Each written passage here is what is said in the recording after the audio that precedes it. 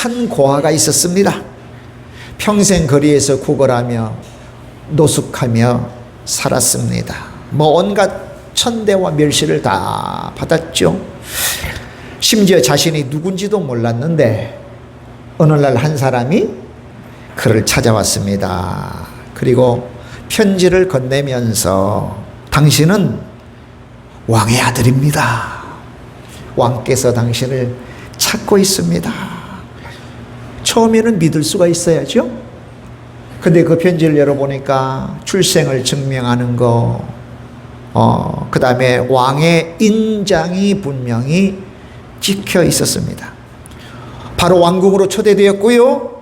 그날부터 왕의 상속자로 새로운 삶을 살게 됐습니다. 여러분, 우리는 왕의 자녀들입니다. 할렐루야. 왕의 자녀들이에요. 예, 왕 대신 하나님, 왕 대신 예수님의 자녀들입니다. 예수님의 자녀들입니다. 그래서 상속자들로, 하나님 나라를 상속하는 상속자들로 예수님과 함께 통치하는 자들입니다. 다스리는 자들입니다. 아멘, 아멘, 아멘. 따라서 봅시다. 나는 왕의 자녀입니다. 다시 한번, 나는 왕의 자녀입니다. 우리는 왕의 자녀들입니다. 아멘, 아멘. 왕의 자녀인데 왕도 없이 거지처럼 생각하며 살면 안 되겠죠. 예, 왕의 자녀답게 그렇게 살아야 되어집니다.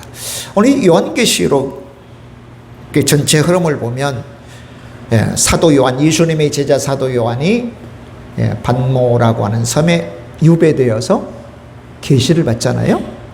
그래서 1장에 보면 계시의 중심, 계시를 주신 분인 예수님을 뵙게 돼요. 그리고 2장 3장에 보니까 당시 7 교회의 처지와 형편을 말씀하시면서 칭찬하기도 하고 책망하기도 하고 권면하기도 하고 위로도 주셔요. 네. 어떤 교회는 죽기까지 충성해라, 내가 생명의 면류관을 네게 주리라, 위로도 하고 권면도 해주고 때로는 책망도 해요. 돌이키도록. 7이라고 한 숫자는 완전 수잖아요. 거룩한 수잖아요. 그러니까 당시에는 7 교회밖에 없었겠어요? 그렇지 않죠? 그러니까 595는 교회 시대의 모든 교회들이 7 교회의 특징 안에 담겨 있어요. 오늘 저와 여러분도 어떤 부분에는 예배소 교회처럼 진리를 추구하고 믿음대로 살지만 사랑이 식어지고 떠날 수도 있어요. 또 어떤 분은 미지근해서 이러지도 않고 저러지도 않고 그냥저냥 교회 다닐 수도 있어요. 라오디게아 교회처럼. 그런 것처럼 오고 오는 모든 세대의 사람들이, 교회가 7 교회 안에 그 특징이 담겨져 있어요. 근데 7 교회를 보면 2 교회가 온전히 칭찬만 받았어요. 2 교회. 서머나 교회, 그 다음에 빌라델비아 교회. 2 교회만 온전히 칭찬받았어요. 유구한 전통과 역사가 있는 예배소 교회, 칭찬도 했지만 책망도 했어요. 너 사랑 식어졌다. 그 사랑이 어디로부터 잃어버렸는지 떠올려야 된다. 회복해야 된다. 근데 정말 믿음 지키느라고 가난한 서머나 교회는 온전히 칭찬만 했어요. 또 너무나도 작은 교회예요. 빌라델비아 교회. 근데 성전에 기둥되겠다. 기둥되게 하겠다고 하는 거예요. 그러니까 우리의 삶 가운데, 우리 개인적인 삶도요, 꼭 염두에 두셔야 돼요. 7가지 요소가 있다면 5가지는 때로는 책망거리가 될 수 있어요. 2가지만 칭찬거리일 수 있어요. 우리 교회 전체로 보면 5 정도의 사이즈의 사람들, 2 종류의 사람들만 칭찬받지 않겠나. 그러니까 2 사람만 아니라 7 사람 전부, 2 부분만 아니라 7 부분 전부가 다 칭찬받도록. 아멘. 그래서 하나님의 말씀이 우리 가운데 유익이 되어지는 거거든요. 주님 그렇게 말씀하셨으니까 할 수 없네요. 뭐 제가 그렇게 맞이하죠? 그러면 안 되잖아요. 고치고 수정하고 또 다듬어 나가야 된다. 예. 그리고 이제 4장, 5장에는 천상의 예배를 보게 되어져요. 그리고 6장부터 16장까지는 뭐냐면 이제 하나님께서 3대 재난이라고 불리우는, 그리고 3대 재난 속에 7대 재앙들을 이렇게 베풀어요. 예. 그러면 한꺼번에 단 한 번에 모든 심판이나 모든 징계를 다 끝내면 되는데 왜 조금씩 계속해서 할까? 뭐 이유는 한 가지죠. 예. 불신자에게는 회개하고 돌이키도록. 아멘. 또 그 가운데 믿음을 지킨 사람에게는 더 견고한 믿음, 하나님이 그들과 함께하고 인도하고 공급하심을 더 알도록 하는 그런 중요한 내용이 들어있는 거죠. 그리고 17절 18절에는 뭡니까? 악의 무리들을 처단하고 심판합니다. 그리고 오늘 19장 백마를 타고 예수님이 오셔서 심판하세요. 그래서 예수님이 심판 주세요. 예수님 앞에 놓여있는 책들을 통해서 심판하십니다. 모든 행위들이 다 심판할 겁니다. 예. 여러분 14장에는 그래요. 주 안에서 죽은 자들이 복되다. 왜? 그의 행위들이 뒤따르기 때문이다. 예. 우리가 하나님 앞에 행한 선한 행위가 끝까지 남아요. 뒤따라 다녀요. 사람들은 모르겠지만 하나님은 아시죠? 저와 여러분의 그런 행실이 뒤따라요.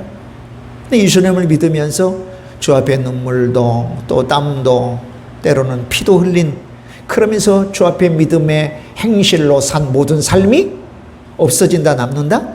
남는다.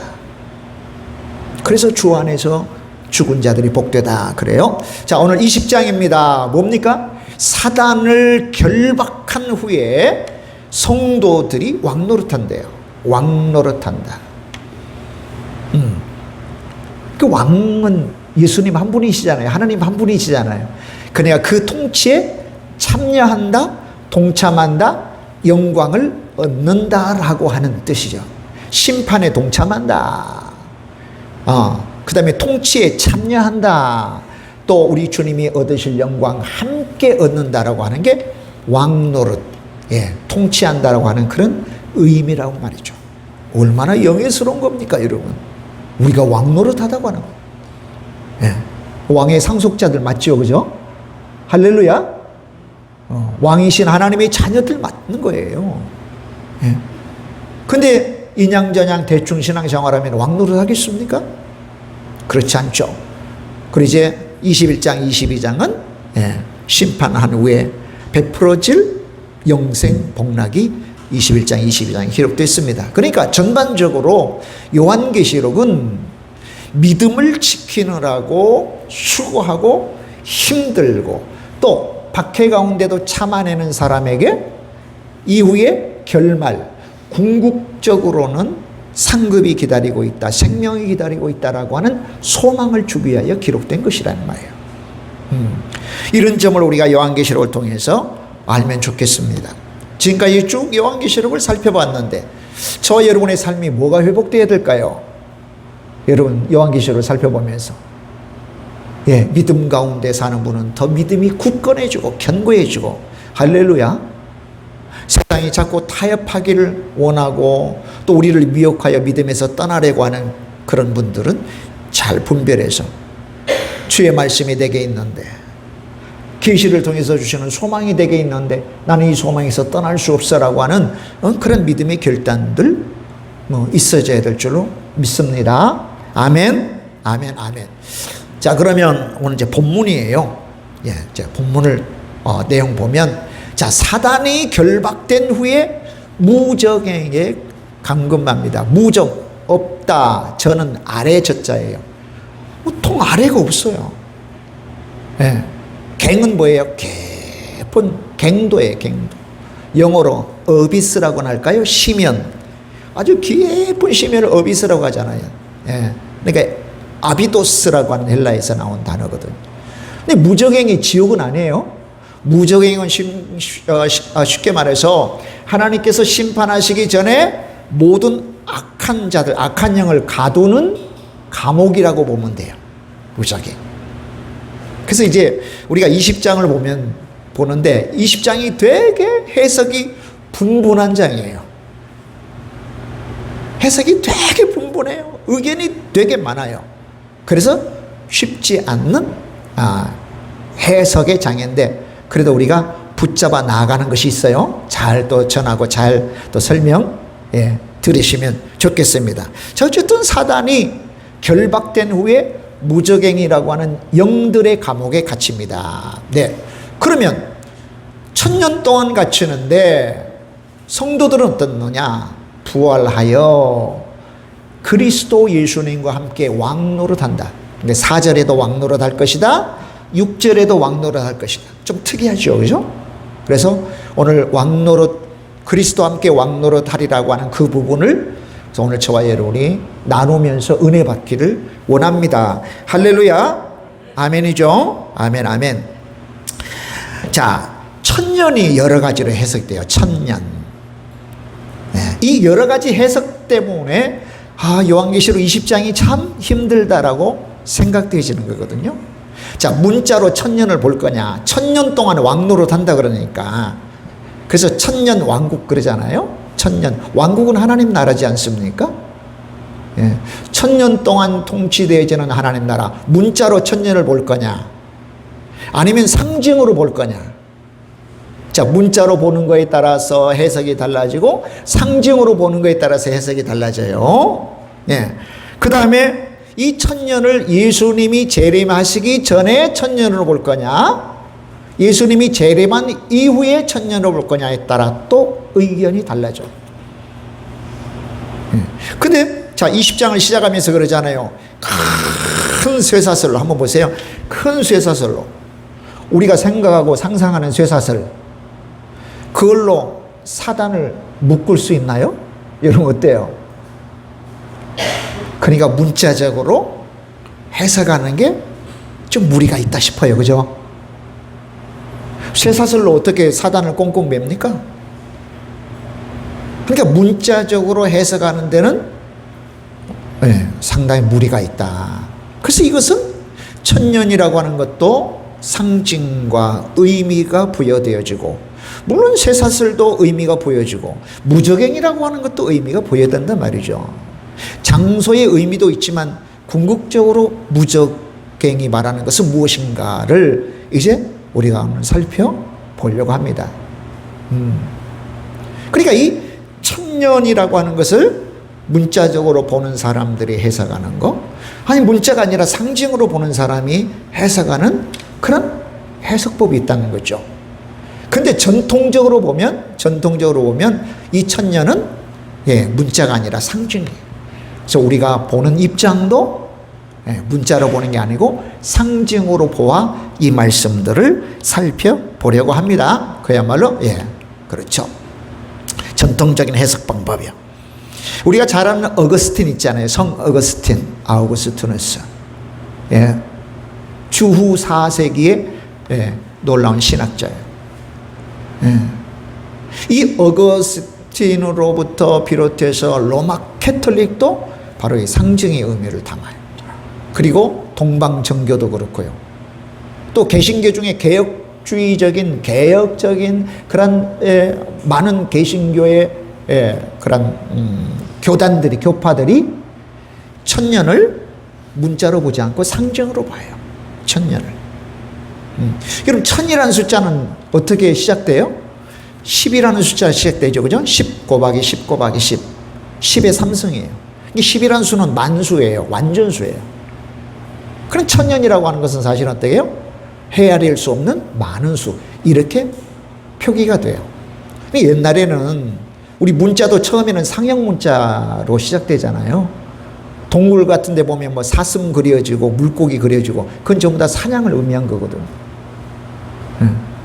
근데 숫자에 뭐 히브리어도 그렇고 헬라어도 그렇고 로마에서 사용한 라틴어도 숫자의 의미를 다 담아놨어요.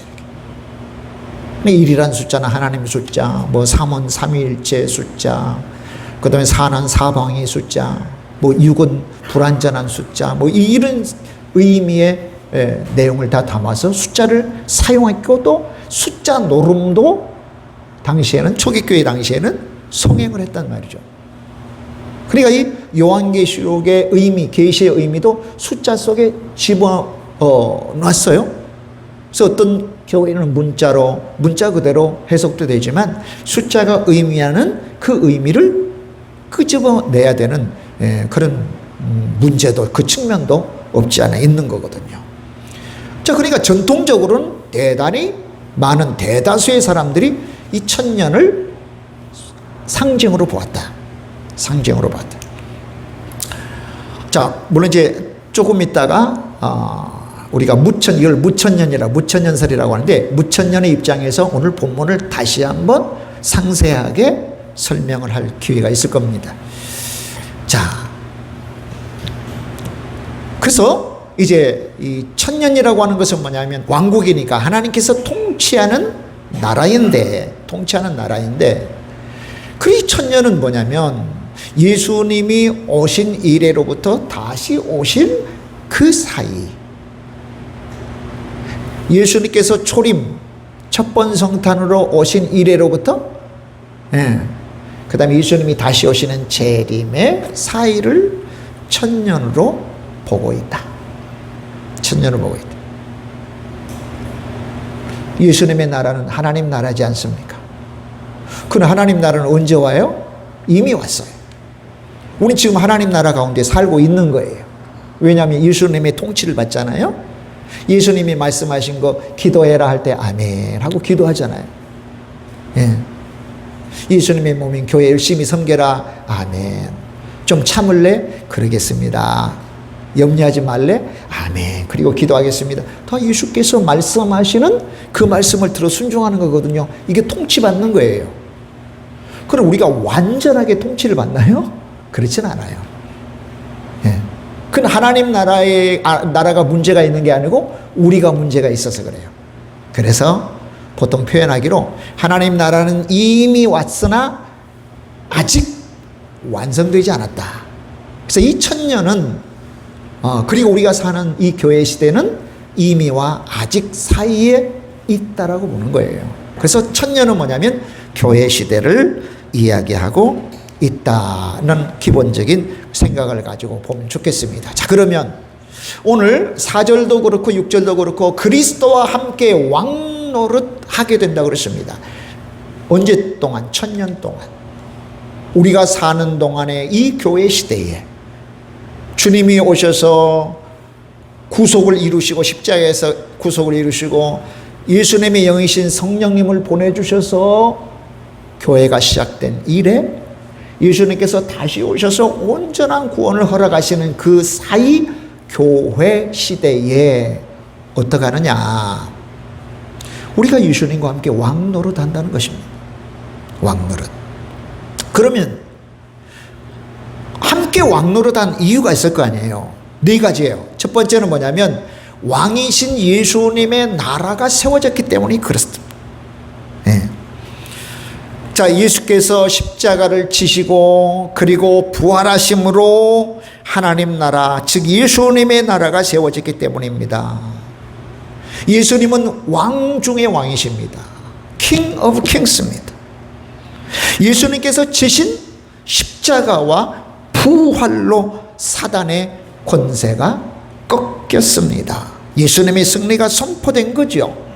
창세기 3장 15절에 보면, 창세기 3장 15절 하나님께서 이렇게 말씀하세요. 여자의 후손이 뱀의 머리를 짓밟을 것이다. 그 뱀은 그의 뒷발꿈치를 물 거라 그래요. 이것은 우리가 상상하기 어렵지 않죠. 어떤 내용일 것 같아요? 예수님의 십자가 사건을 말씀하시는 거예요. 예수님의 십자가와 부활의 사건은 우리에게 굿뉴스, 복음이지 않습니까? 영원히 죄와 허물로 죽은 우리가 예수 십자가 때문에 살아나고 새 생명 얻었는데 굿뉴스죠. 그래서 가장 첫 번째, 가장 첫 번째 주신 복음이라고 해서 원복음이라고 그래요. 또는 원시복음이라고 하는 말씀이 창세기 3장 15절입니다. 원복음, 원시복음. 그러니까 그 말씀이 주어진 일에 예수님이 십자가에 달려 죽으시면서 사단으로 의미되어지는 뱀의 머리를 짓밟았습니다. 다시 회복되지 못합니다. 이미 승리를 선포했습니다. 그러나 승리가 선포됐지만 세력이 완전히 꺾였지만 완전히 제로 상태는 아니잖아요. 예수님이 십자가에서 승리가 선포된 이후에 다시 오실 때까지 그 기간 동안에 사단이 어떻게 해요? 그가 패배되어지고 또 뱀의 머리처럼 짓여겨졌지만 여전히 살아 꿈틀대요. 그래서 교회를 핍박하고 또 교회를 주저앉히게 하고 온갖 사술로 미혹해서 믿음에서 떠나게 하는 그런 힘이 여전히 남아있는 거죠. 우리가 신앙생활할 때 우는 사자처럼 사단이 역사하고요, 광명한 천사로 가정에서 우리 믿음에서 떠나게 하고 세상과 타협하여 믿음 생활하지 못하게 하는 것, 이런 힘이 능히 여전히 사단에게 남아있다. 그러나 이미 2000년 전에 예수님의 십자가 지심과 부활로 이미 예수님은 승리하셨어요. 그리고는 예수님의 나라, 하나님 나라가 세워졌습니다. 그리고 예수님께서 통치하시기 시작하죠. 그러니까 예수님을 믿는 저와 여러분이 예수님과 함께 왕 노릇하게 됐다라고 하는 것입니다. 예수님이 왕이 아니신데 어떻게 통치하시겠어요? 그러니까 십자가와 부활 사건을 통해서 예수님의 나라가 세워졌기 때문에 우리가 왕 노릇하게 되었다. 자, 두 번째는 왕 노릇하게 되는 성도는 어떤 사람들이냐? 구원받은 사람들입니다. 구원받은 사람들. 죄와 허물로 죽었습니다. 그리고 사탄의 진노받은, 하나님의 진노받아 마땅한 사탄의 자녀들, 죄의 노예들입니다. 죄의 종들입니다. 예수님 믿기 전에 규정하는 게 뭐예요? 죄의 종이에요. 종. 죄의 노예입니다. 하나님의 진노를 받아 마땅한 사탄의 자식들이에요. 자식들이에요. 근데 예수님께서 우리를 구원하셔서 우리를 어떻게 높이시고 올리셨어요? 우리로 저주와 멸망받아 마땅한 자를 구원받는 자녀로, 사탄의 자식들을 하나님의 자녀로, 할렐루야, 죄의 종, 죄의 노예를 자유인으로 삼아주셨어요. 그러니까 우리가 만약 구원받지 못했다면 구원의 주님인 왕 되신 예수님과 함께 왕 노릇합니까? 통치합니까? 같이 심판에 참여하고 그 통치에 참여합니까? 참여할 수 없는 거예요. 그래서 내가 구원받았기 때문에 가능합니다. 할렐루야. 따라서 봅시다.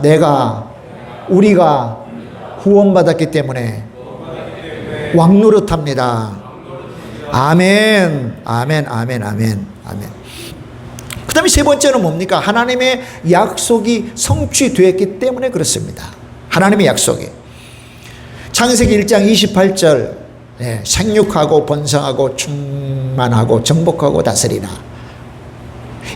창세기 1장 26절, 27절 그렇게 말씀하시죠. 하나님의 모양 형상 따라, 한마디로 하나님을 닮은 자로 남자와 여자를 만드시고 그들에게 복을 주시며 말씀하셔요. 또 생육해라, 번성해라, 충만하라, 정복하고 다스리라. 다스리는 거 뭐죠? 통치하는 거죠. 이걸 문화 명령이라고 해요. 근데 3장으로 넘어가 보면 그 통치권이 상실이 돼요. 하나님 앞에 죄졌잖아요. 불순종의 죄를. 창세기 1장에 우리에게 통치권을 위임했는데 그 통치권을 죄 때문에 상실했습니다. 근데 하나님께서는 그 이후로 오랫동안 계속해서 다시 그 통치권을 회복시켜 줄게 약속하셨어요. 그리고는 하나님의 때가 되면 예수님 보내주셔서 갈라디아서 1장 4절 말씀처럼 예수님의 십자가 사건을 통해서 우리에게 왕노릇할 수 있는 통치권이 다시 부여된 거예요. 낙원을 잃어버렸다면, 신락원했다면 예수님이 십자가와 부활로 복낙원, 낙원이 회복돼요. 그러니까 하나님의 약속의 성취죠. 그죠? 그것 때문에 우리가 왕노릇하게 됩니다. 자, 네 번째는 충성과 인내에 대한 보상이에요. 4절 우리 한번 읽어볼까요? 4절. 또 내가 보좌들을 보니, 이렇게 올려드렸습니다. 거기에 앉은 자들이 있어 심판하는 권세를 받았더라. 또 내가 보니, 예수님을 증언함과 하나님의 말씀 때문에 목배임을 당한 자들의 영혼들과 또 짐승과 그의 우상에게 경배하지 아니하고 그들의 이마와 손에 그의 표를 받지 아니하는 자들이 살아서 그리스도와 더불어 1000년 동안 왕노릇하니. 그 믿음에 대한 보상이에요. 주님에 대한 충성에 대한 결과예요. 왕노릇하는 사람들을 저기에 지금 소개했잖아요. 그죠? 어떤 사람이요? 예수님을 증언함과, 예수님을 증언한다고 하는 것은 예수님의 말씀을, 예수님의 삶을 본받아 사는 삶을 드러내는 거예요. 아멘. 성령의 권능이 임하시면 내 증인 되라 그랬거든요. 우리가 전하는 것은 나 전하는 게 아니에요. 예수님 전해야 돼요. 할렐루야. 그 예수님 증언한 것 때문에 목베어 순교한 사람들이라는 뜻이거든요. 또 하나는 뭡니까? 하나님의 말씀 때문에 목베임을 당한 자들. 하나님 말씀을 들어 지켜 행하기 때문에 목베임을 당해 순교하는 사람들이에요. 그 사람들이 지금 살아서 부활하여 왕노릇하는 거예요. 심판하고 통치하고 그 다음에 우리 주께서 받으실 영광에 함께 그 영광 안에 있는 거거든요. 자, 그런데 그 사람들은 또 어떤 사람들이에요? 자, 짐승과 그의 우상에게 경배하지 아니했다. 쭉 앞장에서부터, 그죠? 우리가 살펴봤잖아요. 짐승이 뭔지. 자, 용이 뭐예요? 용은 사단이죠. 자, 짐승도 두 종류가 있어요. 첫 번째 짐승은 정치적인 적그리스도, 교회를 외부로 정치 권력을 가지고 세상 권력을 가지고 핍박하는 그 존재가 첫째 짐승이에요. 두 번째 짐승은 내부의 종교적 적그리스도예요. 교회 안에서 막 휘젓고 다니면서 믿음을 훼손시키고 믿음 생활을 포기하게 하는 거예요. 그러면서 그 둘째 짐승이 적그리스도가 뭐예요? 첫째 짐승을 위하여 우상을 만들어서 막 섬기라고 그러잖아요. 그죠? 근데 경배하지 않아요. 나는 오직 하나님만 경배해. 나 하나님만 믿어. 하나님을 믿을 수밖에 없는 좋은 조건이면 누구라도 다 그렇게 말하죠. 그런데 외적 조건이나 내부의 조건이나 하나님을 편히 믿을 수 없는 조건이라면 저와 여러분이 심각한 도전에 직면하잖아요. 그때는 내 처지와 형편 때문이 아니에요. 내 속에 있는 믿음이 모든 걸 결정하죠. 아멘. 믿음이 나를 둘러싸고 있는 환경과 어려움보다 더 강하고 커야 돼요. 더 분량이 더 많아야 돼요. 나를 힘들게 하는, 믿음을 포기하게 하는 것들이 더 크고 많고 강하면 믿음의 위력이라고, 능력이라고 하는 게 발휘될 수가 없지 않습니까? 그러니까 우상을 경배하지 않는 거예요. 우상. 돈 이야기 나왔어요. 돈. 돈이 너무 좋잖아요. 돈 참 필요해요. 근데 어떤 순간에는 돈이 아무런 힘을 펼치지 못할 수도 있거든요. 돈이 휴지 조각이 될 수도 있어요.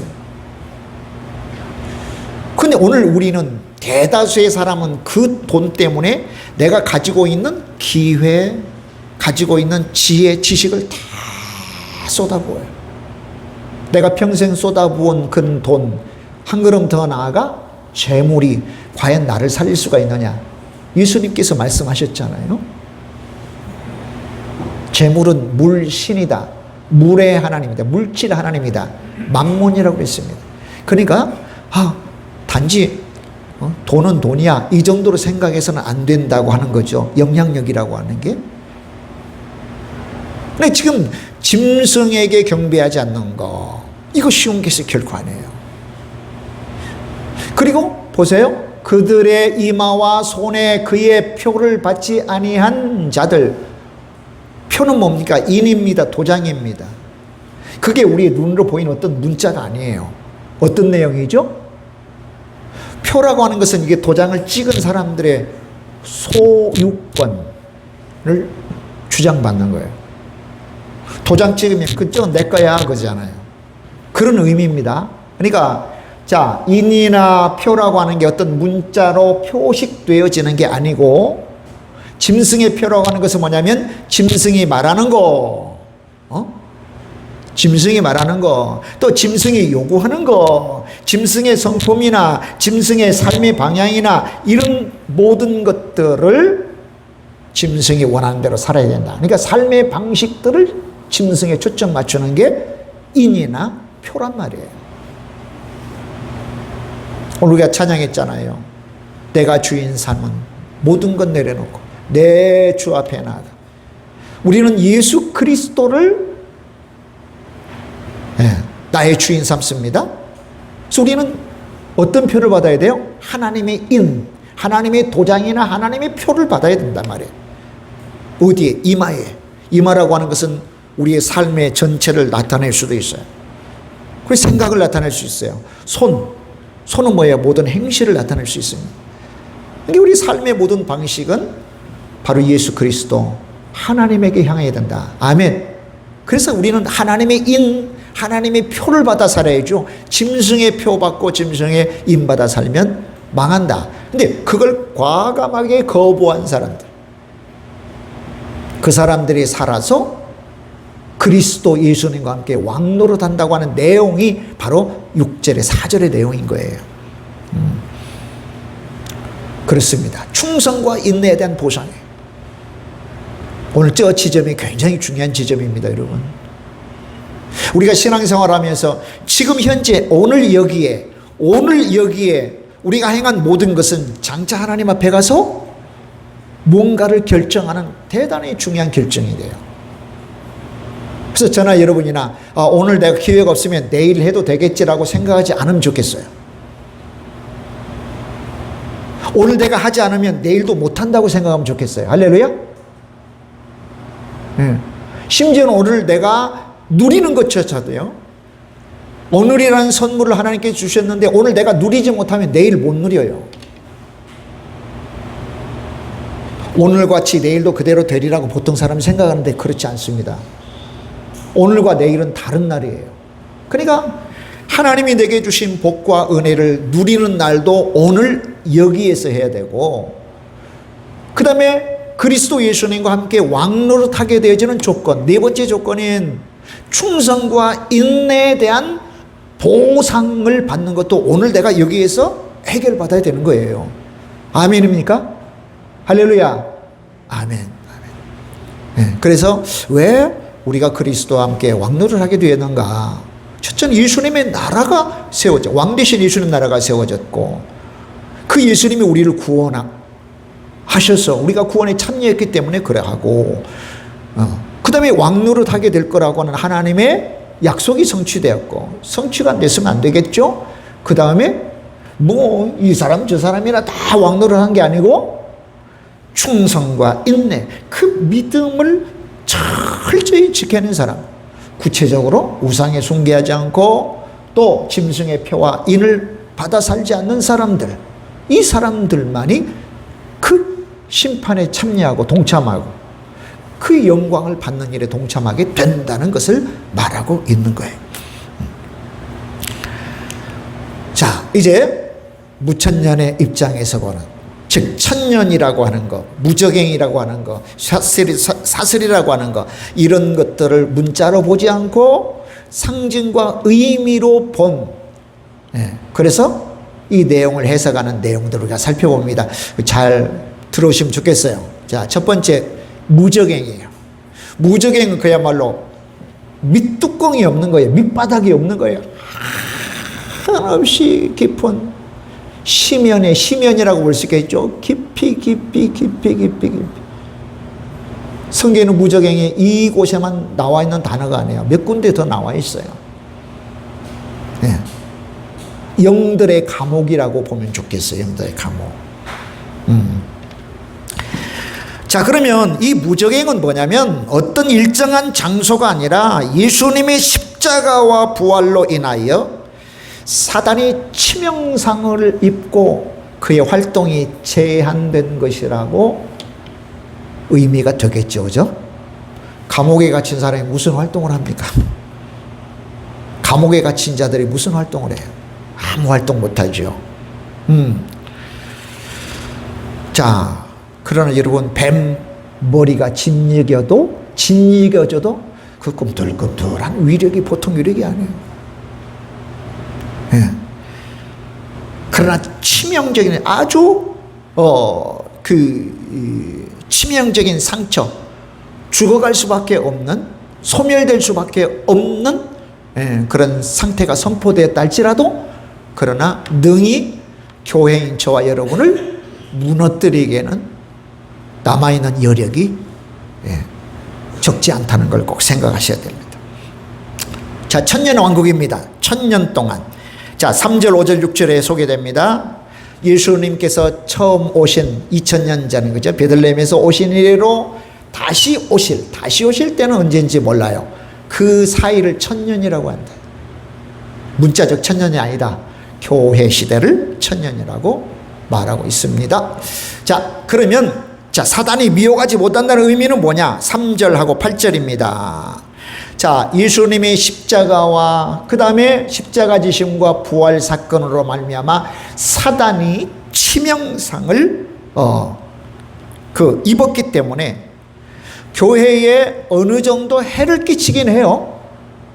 그러나 결정적인 해를 입히지 못한다는 것입니다. 그러니까 사단의 극심한 핍박에도 보면 2000년 교회사는요, 성장했어요. 놀라워요. 오히려 교회가 평안할 때 성장이 둔화됐습니다. 너무 힘들 때 오히려 교회가 성장했어요. 가만히 보면 그러잖아요. 힘들 때 우리가 막 전적으로 기도하고 작정해서 기도하고 막 금식하고 기도하고 정신을 바짝 차려요. 그때 믿음이 성장해요. 하나님이 고난을 허락하실 때는 굉장히 중요한 성장의 지점이 돼요. 근데 오히려 평안합니다. 아무것도 너무너무 평안하고 안락합니다. 그러면 그때도 사실은 더 많이 성장할 수 있는 좋은 기회거든요. 그 평안함과 주께서 주시는 복을 내 성장의 요소로 삼아야 되는데 적지 않은 사람이 그런 요소로 삼지 않아요. 자꾸 곁길 가요. 평안하고 이제 기도 끝나서 문제 해결됐으니 점점 더 게을러지고 열심을 내지 못합니다. 그러니까 미혹지 못한다고 하는 것은 뭐냐면 전혀 미혹하지 않는다는 말이 아니라 교회에 결정적인 타격을 줄 수는 없다. 자, 왕노릇합니다. 4절하고 6절입니다. 이 말은 뭡니까? 자, 교회 시대를 생각하면 지금 저와 여러분이, 그죠? 여러분, 천국은 죽어서만 가는 곳입니까? 하나님 나라의 의미는 뭔가요? 하나님의 통치가 이루어지는 영역을 이야기합니다. 하나님 나라는 하나님의 통치, 그 나라의 주인이신 하나님의 통치. 오늘 저와 여러분도 하나님의 통치가 이루어지고 있습니다. 할렐루야. 그러니까 예배하러 왔죠. 하나님을 찬양하죠. 그래서 예수님도 천국이 이곳에 저곳에 있다 하지 말아라. 천국은 너의 마음속에 있느니라 그래요. 왜요? 내 마음이, 내 삶이 예수님의 말씀으로 다스려지면, 예수님 말씀을 듣고 내가 그대로 행하면 그게 내 천국이에요. 우리는 천국은 죽어서만 가는 곳이 아니에요. 살아서 우리는 천국의 삶을 맛보아야 돼요. 그러니까 어느 누가 믿음 생활하면서 천국의 맛을 더 많이 맛볼 것인가 하는 게 이제 우리가 해결해야 될 거룩한 과제예요. 과제. 많이 맛봐야지 천국이 주어지는 기쁨과 감사와 즐거움과. 근데 우리가 가지고 있는 연약함이 있잖아요. 이게 육신을 가지고 있기 때문에 본능적 요소도 있고, 그 다음에 우리는 이 세상에 살고 있기 때문에 크기는 영향도 있어요. 제한되긴 해요. 하지만 맥시멈으로 아주 천국의 삶 우리가 많이 이게 넓혀가야 됩니다. 그게 하나님 나라를 세워가고 하나님 나라를 확장해 간다는 의미예요. 근데 그게 뭐로? 우리의 지혜와 총명으로요? 아니에요. 복음의 권세로. 할렐루야. 복음의 권세로. 따라서 봅시다. 복음의 권세로. 복음의 권세로. 그렇죠. 죄된 모습이 우리 가운데 와요. 여러분, 죄는요, 우리가 생각하고 이건 죄가 아니야, 이건 죄야, 아니죠. 그죠? 죄는 죄예요. 그 죄라고 하는 규정은 어디에 있습니까?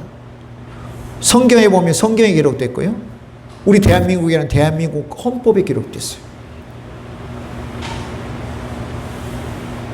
나는 죄가 아니라고 해도 헌법이 당신 죄를 졌습니다, 헌법을 어겼습니다 하니 어떤 결과가 있는지 여러분 아시잖아요.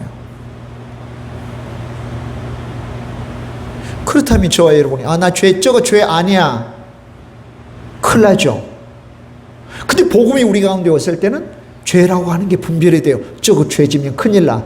그래서 통치하는 거예요. 왕노릇은 바로 그 말입니다. 죄와 악이 내 삶에 영향 주지 못하도록, 나를 지배하지 못하도록 자꾸 쳐내는 거예요. 복음으로 나를 다스려 가는 거예요. 통치해 가는 겁니다. 할렐루야. 그리고 심판해 가는 겁니다.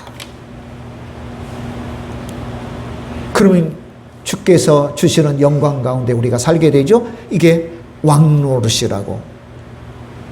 그러니까 20장에 있는 내용들은 앞으로 가가지고 지금은 아니고 앞으로 미래에 있을 일이라고 생각하시면 안 된다. 이게 사실은 뭐냐면 이제 이후에 나와 있지만 왕 같은 제사장으로서 우리의 삶을 사는 것은 천년을 문자로 보지 않고 상징으로, 의미로 보는 그런 관점에 적용되어지는 구절들이에요. 지금 현재 지금 내가 여기에서 어떻게 신앙생활을 해야 될 것인가라고 하는 지금 그런 교훈들을 분명히 주고 계시는 거죠. 자, 그 다음에 첫째 부활을 어떻게 볼 것이냐. 첫째 부활. 예수님이 오시면 우리가 부활한다. 틀림없죠. 근데 전통적으로 보는 이 첫째 부활, 오늘 본문의 첫째 부활은요, 그 부활을 의미하는 게 아니에요. 자, 에베소서 2장 1절 보죠. 죄와 허물로 뭐라고 했죠? 죽었다 그래요.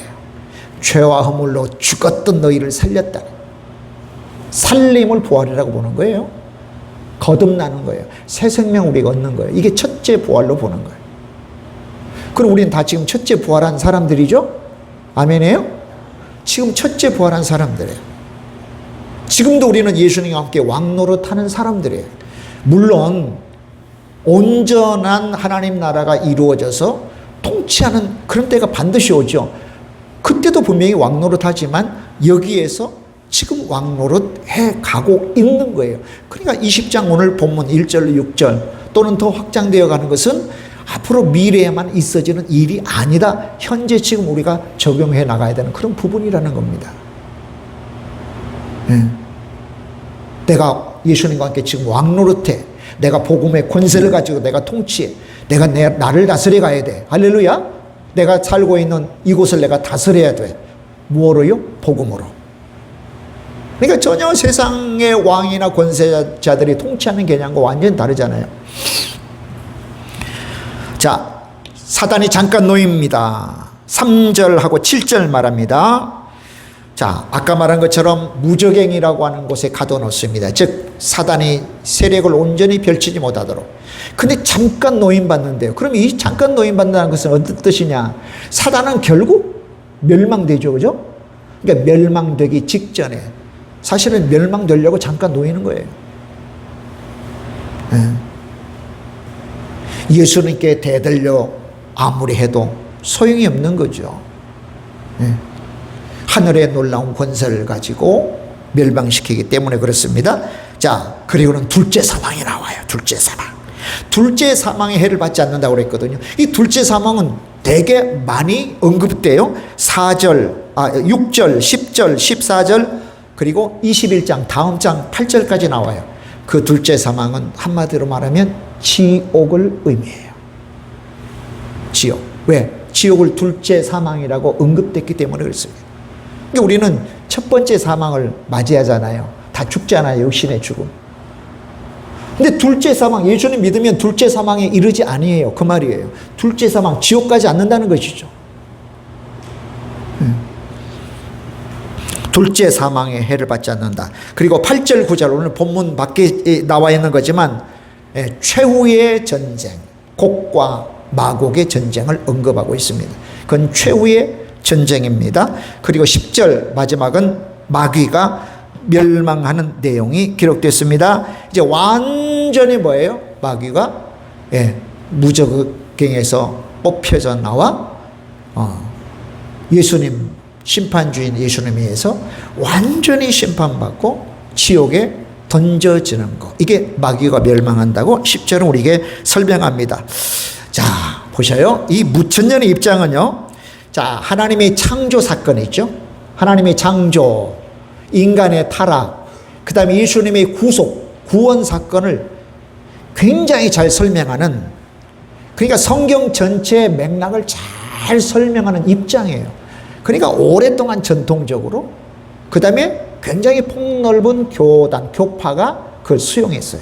로마 카톨릭도 수용하고 동방정교도 수용하고 우리 개신교 중에도 개혁주의적인 입장을 가진 사람들이 이 무천년 이 내용을 수용해서 성경을 해석하고 있는 거예요.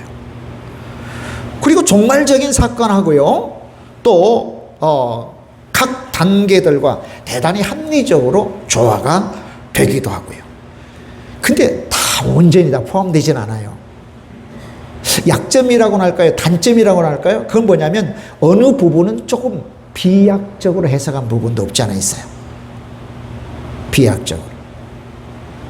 근데 이게 처음부터 끝까지 다 성경의 내용을 다 설명해. 그러진 않는다는 거죠. 그러면 대체적으로 보면요, 의견이 분분해요. 해석이 다들 분분해. 그런데 보세요. 그러면 해석이 다들 분분한 가운데 우리는 어떤 해석을 취해야 되느냐. 그 해석 가운데 일부분은 보류에 두더라도 아주 선명한 교훈이 되는 게 있어요. 그건 뭐냐면 지금 여기에서 우리가 어떻게 신앙생활을 해야 될 것이냐. 요거 해석이 분분하지 않잖아요. 그죠? 이것은 이론의 여지가 없어요. 이 이론 저 이론이 없어. 지금 내가 여기에서 우리가 어떻게 믿음 생활해야 될 것이냐 하는 것은 분명하단 말이죠. 뭐 앞으로 되어질 그런 일들에 대한 해석은 분분하다 할지라도 현재 우리가 지금 여기에서 어떻게 신앙생활을 하느냐는 것은 너무나도 선명하다. 그럼 뭘 붙잡아야 되겠어요? 당장 내가 여기에서 지금 어떻게 신앙생활을 해야 될 것인가를 붙잡고 나가야 된다. 좀 해석이 여러 가지가 있는 것은 그런가 보다라고 보류를 해 놓더라도 무슨 말인지 이해가 되죠? 아멘? 지금 내가 여기에서 어떻게 신앙생활하는 게 너무 중요하다는 거죠. 가령 이런 거예요. 박해와 압박에 굴복하지 않는 거예요. 결코 내가 믿음 생활하는데 박해받습니다. 압박받습니다. 굴복하면 안 되죠? 그런 사람들이 어떻게 돼요? 21장 다음 장 8절에 둘째 사망에 던져지게 됩니다. 그 사람들이 두려워하는 사람들이거든요. 그리고 지금 여기에서 순교의 현장에서도 담대한 거예요. 담대한 거예요. 그 다음에 세 번째는 끝내 믿음이 승리하게 되어진다고 하는 그런 확신을 우리가 가져야 되고요.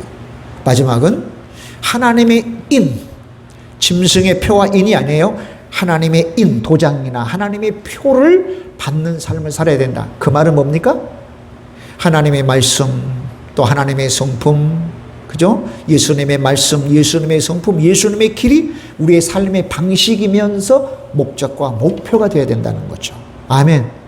무슨 이상한 표나 그게 우리 이마나 이 손에 받는 게 아니고, 즉 주님을 내 삶의 주인으로 삼는 삶이 우리 가운데 있어야 돼. 이게 가장 선명하고 구체적이라는 겁니다.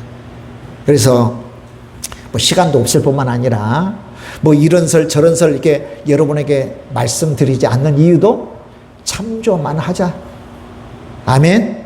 대신 지금 여기에서 우리가 해야 될 건 우리가 가지고 있는 이 확실한 믿음을 결코 포기하면 안 된다. 인내해야 된다. 소망 가져야 된다. 할렐루야. 그리고 하나님의 인표를 받는, 즉 하나님을 내 삶의 주인, 우리가 늘 선포하듯이 예수님의 말씀을 듣고 예수님의 성품을 본받고 성령님의 능력을 던지고 예수님이 길을 가는 것, 요걸 우리가 단단히 붙잡아야 된다고 하는 그런 결론에 이르게 되어지는 것이죠. 그럼 여기에서 지금 왕같은 제사장의 삶은 어떻게 될까요? 자, 베드로전서 2장 9절이 굉장히 중요한 의미 내용을 우리에게 주십니다. 한번 읽어볼까요? 그러나 너희는 택하신 족속이요 왕같은 제사장들이요 거룩한 나라요 그의 소유가 된 백성이니 이는 너희를 어두운 데서 불러내어 그의 기이한 빛에 들어가게 하신 이의 아름다운 덕을 선포하게 하려 하심이라. 아름다운 덕은 복음이에요. 저건 장차 이루어질 일이에요? 현재 이루어진 일이에요? 현재지요? 현재예요. 현재 우리를 가리켜 왕같은 제사장이라고 그러죠. 따라서 봅시다. 왕같은 제사장. 왕같은 제사장. 맞습니다. 현재 교회에 반드시 적용해야 되는 그런 말씀이란 말이죠. 왕같은 제사장의 삶을 살아라. 왕같은 제사장. 그럼 이 왕같은 제사장은 뭡니까? 왕은 뭐죠? 통치하는 자잖아요. 심판하는 자잖아요. 그리고 영광을 얻는 자입니다. 우리가 뭘로 통치해야 돼요? 복음의 권세로. 복음은 뭡니까? 예수 그리스도와 그분의 말씀과 그분이 이루신 일들이에요. 그게 저와 여러분이 바로 통치 기반으로 삼는 거예요. 근원으로 삼는 거예요. 영적 통치죠. 죄에 굴복하지 않습니다. 미혹당하지 않습니다. 아멘. 아멘. 미혹당하지 않습니다. 예. 우리는 하나님께서 우리에게 주신 그런 그 죄에 대한 교훈도 그렇지만 지금 우리 주변에 일어난 죄를 어겼을 때 오는 혹독하고 참담한 결과들을 매일 여러분 뉴스를 통해서 보고 있잖아요. 왕입니다. 영적 통치입니다. 그리고 제사장입니다. 여러분 제사장. 제사장 어떤 사람이죠? 하나님과 가장 가까이 있는 사람. 하나님과 가장 친밀한 사람이에요. 친밀하고 깊은 교제를 갖는 의미가 첫 번째 있어요. 제사장이. 성전은 하나님이 계신 임재하신 처소를 의미하잖아요. 상징하잖아요. 그 성전에 늘 머물러 있어서 불도 켜고 떡도 갈고 그 다음에 분향도 하고 또 닦기도 하고 제물도 하고 누가 합니까? 제사장이 하죠. 과연 저와 여러분, 그럼 왕은 뭐예요? 복음의 능력 가지고 죄악된 사상, 죄된 모습들, 불의한 모습들을 통치해 간다고 하면 두 번째는 동시에 제사장으로서 정말 하나님과 친밀한 그런 관계 속에 있으면서 자, 제사장이 취급하는 거 뭐죠? 찬양과 감사와 경배, 즉 예배예요. 오늘 예배 드리는 삶이 우리 가운데 있어요. 그러면서 제사장은 죄인들을 데리고 와서 하나님께 연결해 주는 역할이에요. 그래서 아름다운 덕을 선포해라. 복음을 선포하는 역할. 오늘 복음 전하는 삶이 바로 왕같은 제사장 속에 들어있는 정말 어마어마한 내용, 위대한 내용입니다. 할렐루야. 왕같은 제사장은 두 번째는요, 고난 받습니다. 고난이 필수예요. 왕같은 제사장은 고난이 필수예요. 그러나 반드시 승리합니다. 할렐루야. 할렐루야. 그 다음에 세 번째는 부분적인 성취를 의미해요. 왕같은 제사장이라고 하는 것은 지금 하나님 나라가 임했잖아요. 이미 임했어요. 그러나 주님이 재림하시기 전에 아직 완성된 건 아니에요. 그러니까 부지런히 우리가 하나님 나라를 세워가고 확장시켜가요. 네, 부지런히. 그리고 우리가 성장하고 성숙해야 돼요. 작년보다 올해가, 지난달보다 이번 달이, 어제보다 오늘이 더 성숙하고 잘 다듬어져야 돼요. 이 예배도 잘 다듬어져야 돼요. 네. 아멘. 아멘. 그러니까 부분적인 성취의 그런 삶이 왕 같은 제사장의 삶에 들어있다, 포함되어 있다라고 그렇게 생각을 합니다. 자, 마무리하도록 하겠습니다. 오늘 예수님과 우리는 함께 왕 노릇합니다. 통치하는 거죠. 죄악된 세상을 통치해가요. 내 속에 하나님 나라를 더 확장시켜가요. 하나님의 통치가 온전히 이루어지도록 힘쓰고 있어요. 거룩한 과제들을 수행해 나가요. 그런 와중에 믿음을 포기하게 하는 박해와 핍박이 임하고 또 어떤 때는 미혹합니다. 미혹. 그 정도면 됐어. 아니요, 그럴 수는 없어요. 그죠?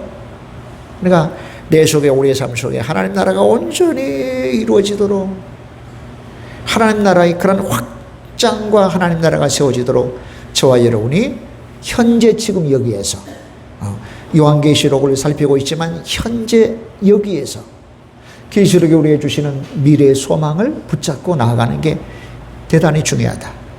우리가 요한계시록을 살펴보면서 우리의 믿음이 견고해지고 성장해지고, 할렐루야. 그래서 정말 왕노릇하는, 우리 주님과 더불어 왕노릇하는 그런 통치와 심판과 우리 주님이 받는 그런 영광 속에 동참하는 그런 복된 삶이 되시기를 바랍니다. 하나님 아버지가